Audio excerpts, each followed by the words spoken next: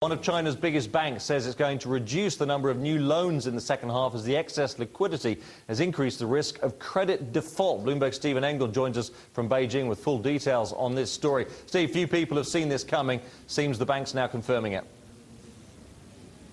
Yeah, Chinese banks, Paul, lent a record $1.1 trillion in new loans in the first half of the year.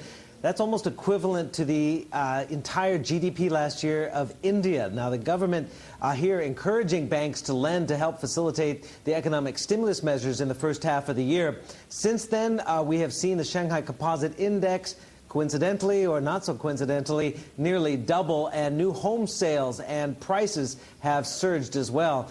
Now, in a Bloomberg exclusive interview, China Construction Bank President Zhang Jianguo says his bank will tighten new lending by some 70% in this current second half of the year because of increased credit risks. Zhang saying they've noticed that some loans didn't go into the real economy. He says he feels some industries are expanding too rapidly, citing the housing sector as an example of where prices and sales are rising too quickly.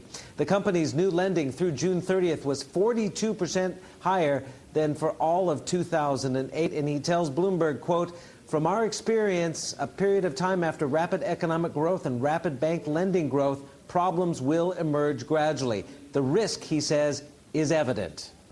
Now, while slowing loans at home, Zhang also says he plans to expand abroad. He says CCB is in advanced talks about an acquisition in Asia outside of mainland China. CCB shares in Hong Kong have risen about 39% so far this year. They open trade in about 10 minutes' time.